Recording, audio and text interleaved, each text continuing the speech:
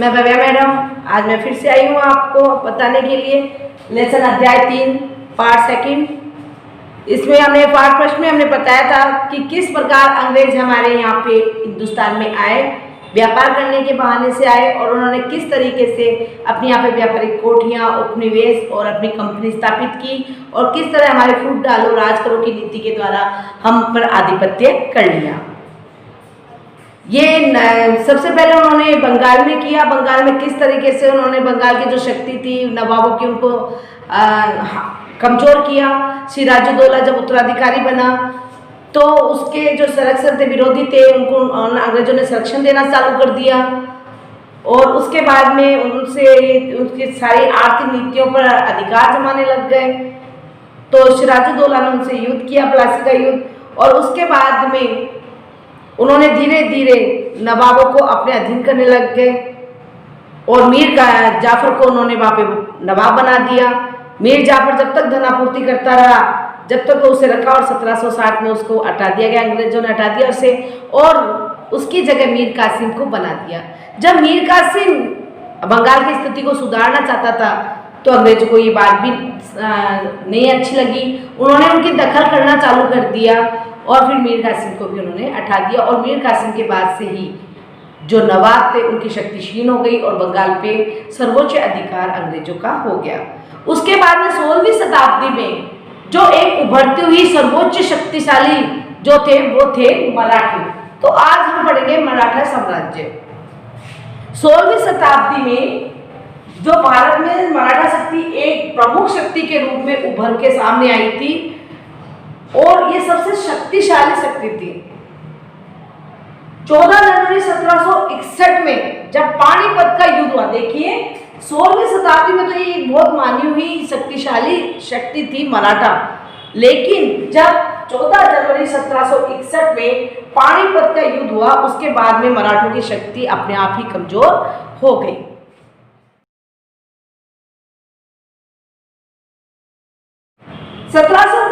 में जब पेशवा था मराठा साम्राज्य का पेशवा था माधवराव, उसकी अचानक मृत्यु हो गई और माधवराव की जगह उनका जो भाई था, छोटा भाई, कौन था छोटा भाई? उनका छोटा भाई था नारायण राव। माधवराव की जब मृत्यु हो गई तो उनका छोटा भाई नारायण राव पेशवा बना, लेकिन माधवराव का चाचा था रघुनाथ राव, वो भी पेशवा बनना चाहता था। देखिए यहीं से मराठा साम्राज्य की कमजोरी अंग्रेजों के हाथ में लग गई। क्यों? क्योंकि जब माधवराव की मृत्यु हो गई तो माधवराव की जगह उसकी राजगद्दी पर उसके छोटे भाई नारायण राव को बैठाया गया, लेकिन जो उनका चाचा था रघुनाथ राव वो भी पेशवा बनना चाहता था।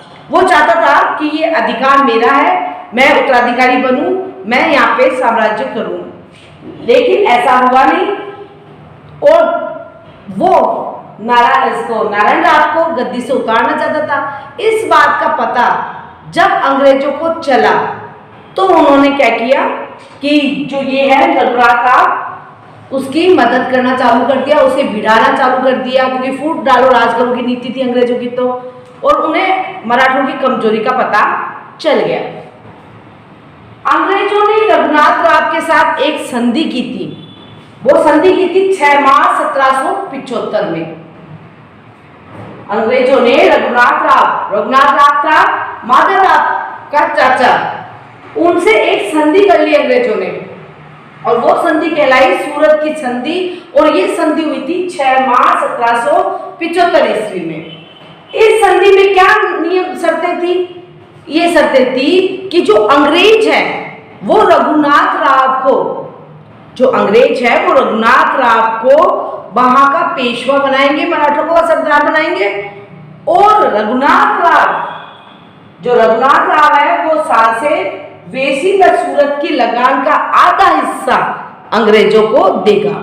देखिए उन्होंने जो सूरत की संधि की, उस संधि की शर्तें रखी गई कि अंग्रेज तो उसकी मदद करेंगे, किसकी? रघुनाथ राव की, क्या बनने में? पेशवा बनने में मदद करेंगे, ठीक है, उसे पेशवा बनाएंगे वहां का। और जब रघुनाथ राव पेशवा बन जाएगा तो वह साल से वेसी और सूरत की जो लगान आती है उसका आधा हिस्सा वो अंग्रेजों को देगा। ये इनकी संधि हो गई। लेकिन संधि कर ली गई और जो रघुनाथ राव था उसने अंग्रेजों का साथ दिया और हमारा प्रथम आंग्ल मराठा युद्ध हुआ। अब देखिए, प्रथम आंग्ल मराठा युद्ध यानी पहला किसके बीच में हुआ था? ये हुआ था अंग्रेजों और मराठा सरदारों के बीच में हुआ था। ठीक है, कब हुआ था? ये 1775 में चालू हुआ था और 1782 ईस्वी तक चला था। 1775 से लेकर 1782 ईस्वी तक हमारा प्रथम आंग्ल मराठा युद्ध हुआ था और ये युद्ध हुआ था अंग्रेजों और मराठा सरदारों के मध्य बीच में हुआ था।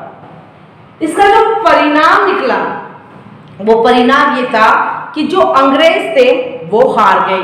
ये पहला प्रथम आंग्ल मराठा युद्ध था जिसमें अंग्रेजों की पराजय हुई, हार हुई और मराठे जीत गए।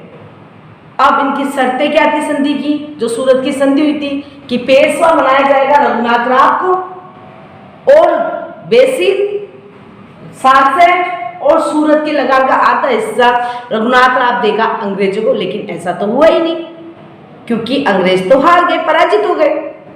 तो इस बात का क्या हुआ? इसमें उल्टा हुआ कि जो रघुनाथ राव थे उनको पूना सरकार को सौंप दिया गया। रघुनाथ राव को पूना सरकार को सौंप दिया गया गिरफ्तार करके, और अंग्रेजों के जो जितने भी मराठा के विजित प्रदेश थे वो अंग्रेजों को मराठों को सौंपने पड़े, देने पड़े। और 41,000 जुर्माना जो रघुनाथ राव जी थे उनको भी देना पड़ा, 41,000 जुर्माना। ये देख लीजिए, तो यानी उल्टा हो गया ये सब, क्योंकि इसमें जीत हो गई मराठों की और हार गए अंग्रेज।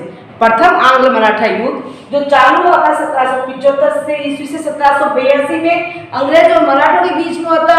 और उससे पहले जो सूरत की संधि की थी रघुनाथ राव ने और अंग्रेजों ने, और रघुनाथ राव ने कहा था कि आप मुझे पेशवा बना दो आपकी मदद से और मैं आपको सूरत, बेसिन और सालसेट का लगान का आधा हिस्सा दूंगा।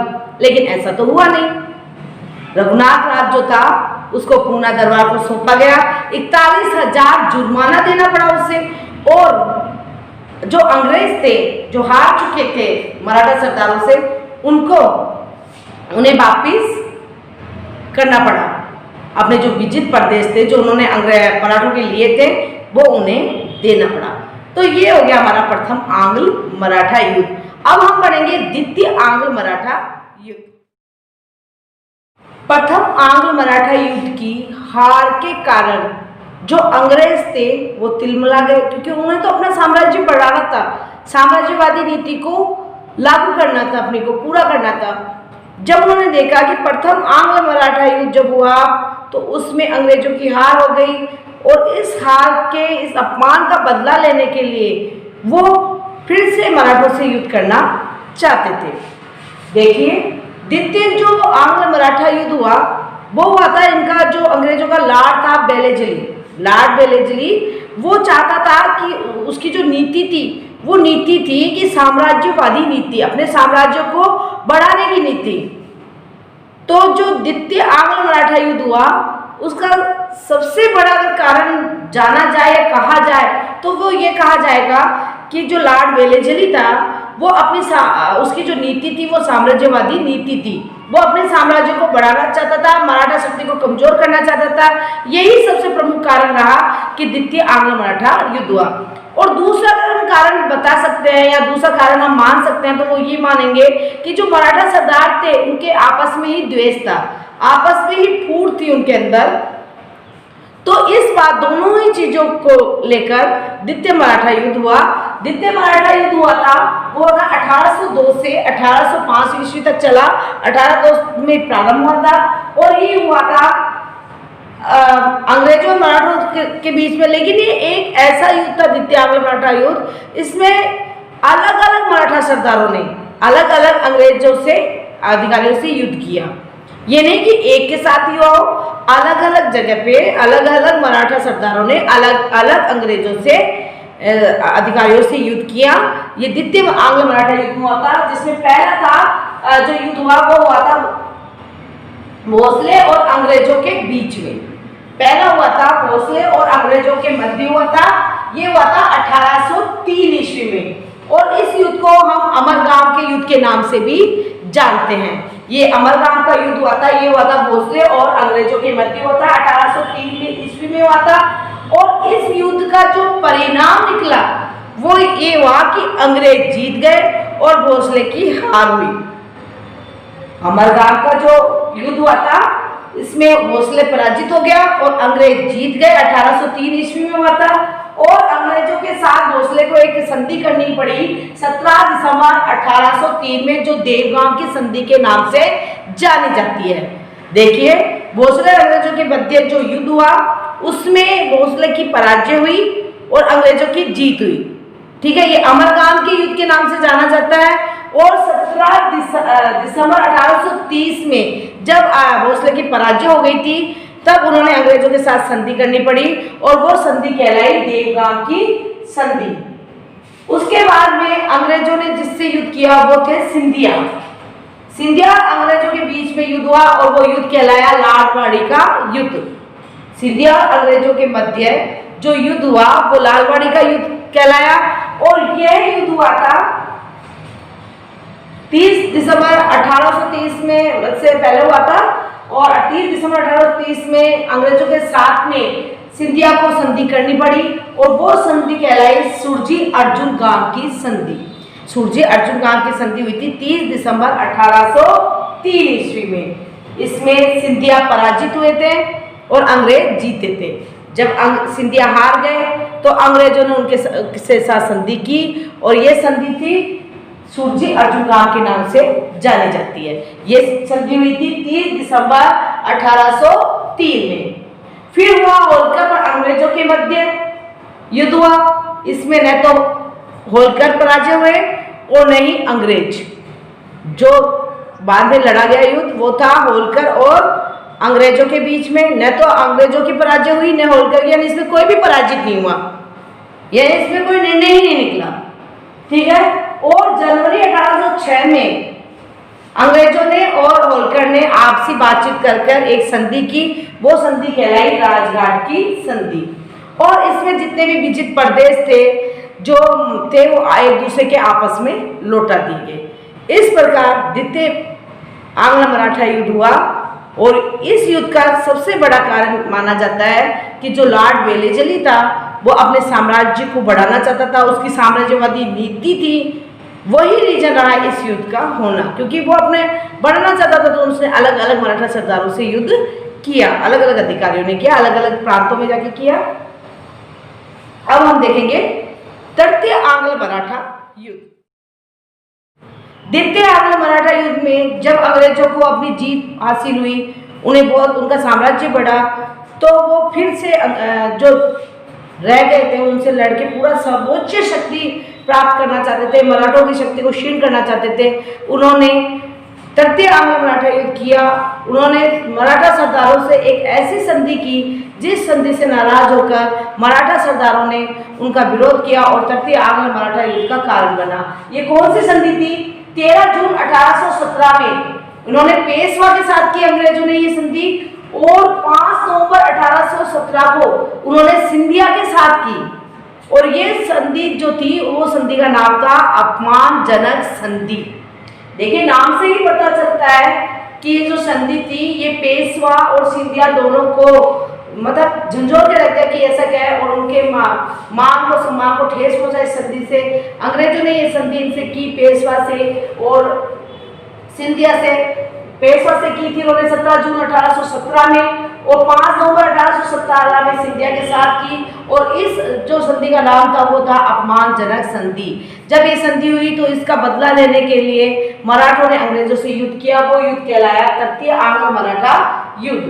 देखिए, 18 जून 1818 को मैलकॉम ने पेशवा के साथ संधि की, और इस संधि में मैलकॉम ने कहा कि पेशवा पद को ही समाप्त कर दिया गया, क्योंकि जो तृतीय आंग्ल मराठा युद्ध थे उसमें मराठा पूर्ण रूप से हार चुके थे। मैलकॉम ने पेशवा के साथ संधि की और उस संधि की यही शर्त थी कि पेशवा पद को हटा दिया गया और जो पेशवा थे उनको बिठूर भेज दिया गया। पेशवा को बिठूर भेज दिया गया और वहां पर उन्हें 8 लाख की पेंशन दी गई। बिठूर भेजने से उनकी पेंशन बना दी गई 8 लाख की। 8 लाख रुपए की पेंशन देकर उन्हें बिठूर भेज दिया गया और वहां पर 1852 ईस्वी